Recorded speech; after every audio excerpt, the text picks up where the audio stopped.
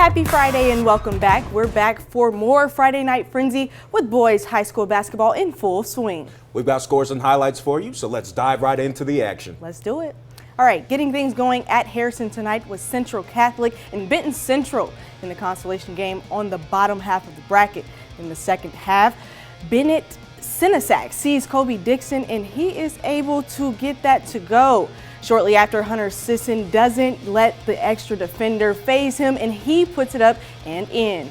In the fourth, we were able to see Metzger and the two Metzgers, excuse me. They got the connection going. Joey gets the bucket and one nice lead, 43-28. He would then follow that up with the mid-range jumper to make it 45-38.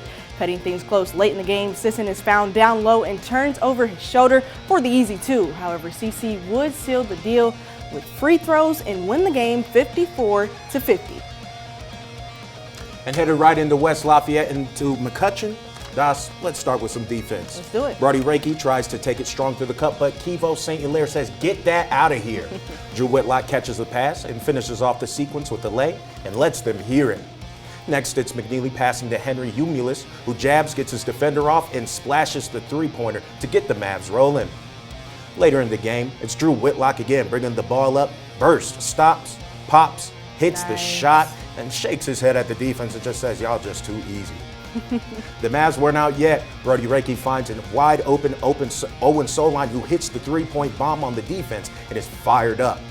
It was a great game from both teams, but the Mavericks, who trailed early in the game, were rallied to win 62-59 on a buzzer-beating three. Awesome buzzer beater. Good stuff, Tim. In the semifinal game, the Harrison Raiders are taking on the Jefferson Broncos, and there was no lack of excitement here. In the first quarter, the ball is reversed to Ray Gibson, who puts the defender on his hip and goes and finish it at the rim. The Broncos had all the answers early as Torrey Davis is found and welcomes the contact for the quick bucket. Settling in from deep was Davion Penny, knocking down the first three of the game for Jeff. Raiders lead 14-10 heading into the second quarter. And Ray Gibson sets the table and serves a dime to Ben Slate.